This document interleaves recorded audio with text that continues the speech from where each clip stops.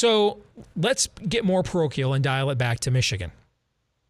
6-0, halfway point of the season. I laid out some of my big picture takes.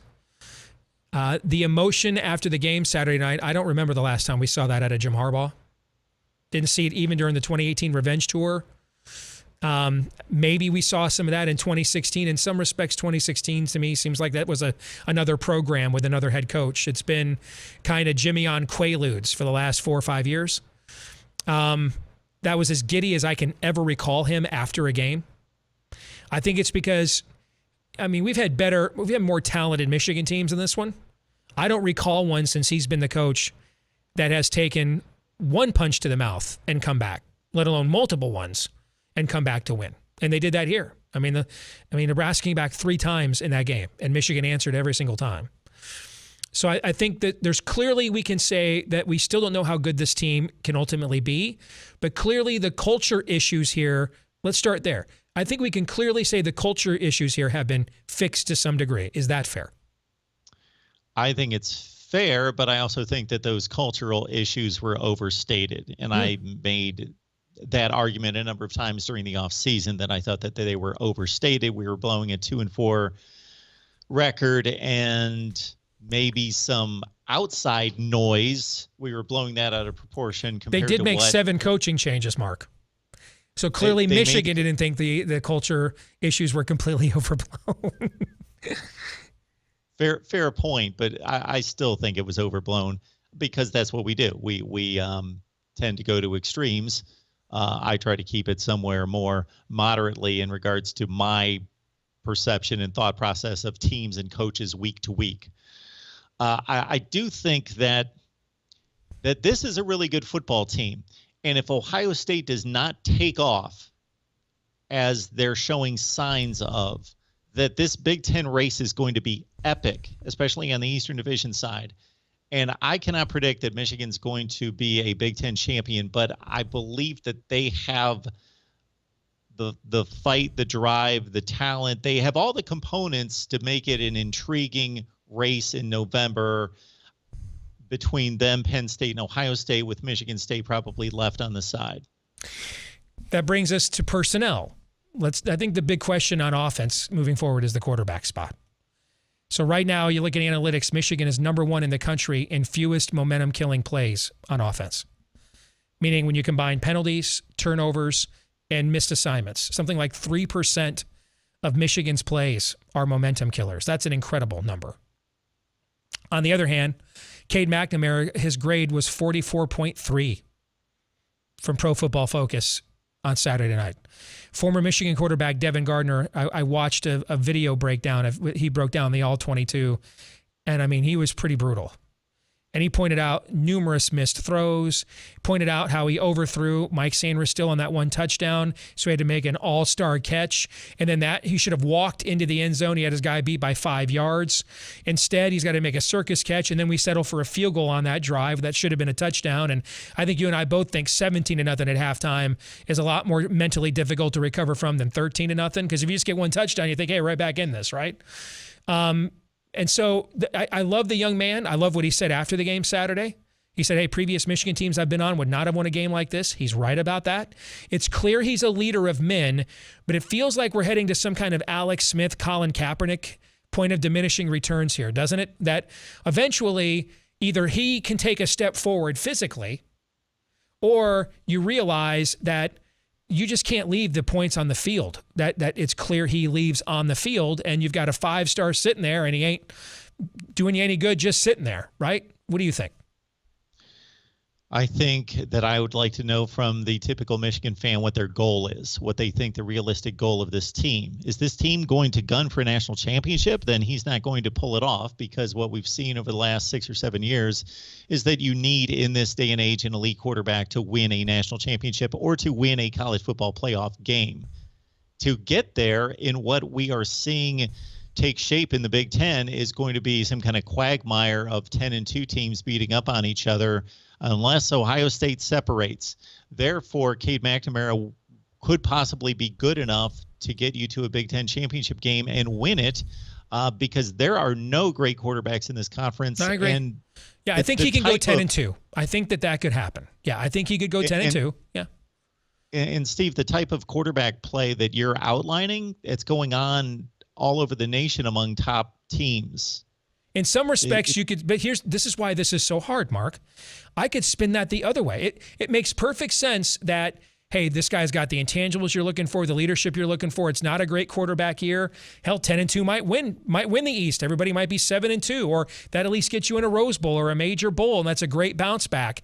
I get that. On the other hand, you can make the argument that's exactly why you make this move, because who else? There's only one other program in the country, in the conference, that is sitting with a consensus 5-star on the bench.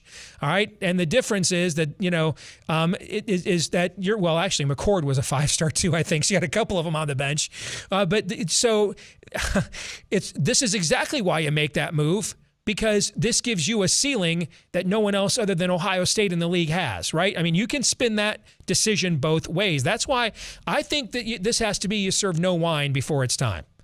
I think what you have to do, if I were Jimmy, I would play this out with Cade this year as long as it remains successful. Like I would not pull a bye-week yank like he did with Kaepernick and Smith. I wouldn't do that.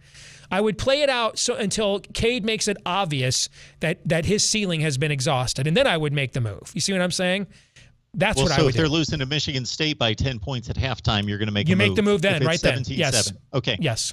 So you're making the Trevor Lawrence, Kelly Bryant situation right there, where Dabo said, against we're going Texas to win A&M. the ACC. We're the best team in the conference. I can get to the college football playoff with Kelly Bryant, but I can't win the whole thing without Trevor Lawrence. Now, you may not be able to shoot quite that high, but the difference between Ohio State and Michigan's situation, so you outlined the commonality, but the difference is, fortunately for Michigan, and maybe Harbaugh has been thinking this the entire time, he's given meaningful snaps to the 5-star. Mm-hmm. So he may feel comfortable making this move pretty quickly. And Cade McNamara's rope may not be as long as we think it is. And J.J. McCarthy's, he's played in games, meaningful games, taken meaningful snaps, thrown touchdown passes when it counted. Yeah, I've heard some Cade McNamara apologists make the comparison to Brady and Henson. Maybe they just weren't alive back then. Okay, but people forget until late in the year in 1998, Tom Brady was actually not good. I mean, I go back, he got benched against Notre Dame in his first start. They played a brutal game at Minnesota. It was like a 10-3 win or something that year. It was in November that everything just kind of clicked. The first 2 months of that year, he was not that good.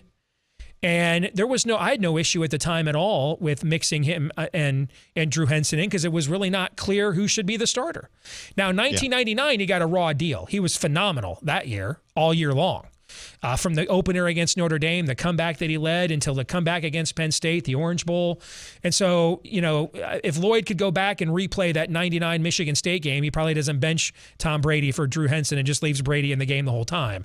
But 1998, Tom Brady was not that good. So until late in the year. Michigan started 0-2 that year, and they got blown out in both those games, remember. That's the first time that's ever happened to a defending national champion. Let's go to defense really quick before we run out of time.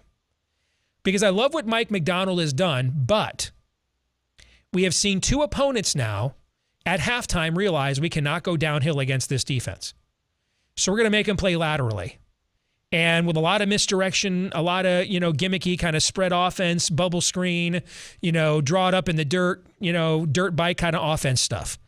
And we've seen Michigan get way out of position twice in second halves against both Rutgers and Nebraska as a result of that. Now, in both those games, they did make the key stop at the end. But looking down the pike of the rest of Michigan's schedule, are there teams, because I don't count the Ohio State game. So other than that, are there other teams that could take advantage of that might be uniquely equipped to say, hey, let's see if we can get these guys in space that are young and expose them a little bit? Well, just looking at Nebraska before I turn the spotlight on Michigan real quick, their coaching staff should have understood what they would be able to accomplish against Michigan, or have a chance at accomplishing, versus what they would not be productive doing, because their offensive line's not good and they don't have a running back who's spectacular. So why they were trying that, I don't know. But anyway, they got to go with the guy that's typically going to turn it over maybe at the end, but he's your one option to get something done. All right, looking at Michigan defensively, I think that there's really one team aside from Ohio State that can really scorch them in the passing game, and that's Washington and Dotson and that crew at Penn State. If Clifford is healthy, we don't have an update on him, right? What his situation we don't have is? an update on Sean Clifford. Okay. Although, look at way Michigan State's playing. They're taking long shots with Reed and Naylor and connecting. So they're a better passing team than I initially gave them credit for. Again, this Michigan team, what they're doing is great, and the vibe, the culture, the energy, and even the nuts and bolts of it are improved considerably. And if they're gunning for a Big Ten championship, which should be paramount, they have a great shot at doing so. They are playing as well as anybody on their side of the conference right now, on all sides, special teams included. Great point on Michigan special teams. They've been a strength the entire Harbaugh era. This might be the best collectively they have been, though. I mean, they're fairly elite everywhere. I mean, you can make the argument this is the best kicker and punter on one team in college football, and A.J. Henning has been a very good returner. You got Blake Corum back there who can go to the house at any point on kickoffs. So great stuff, Mark. We'll talk to you again next week, man. Thank you. Thank you so much, Steve. You bet.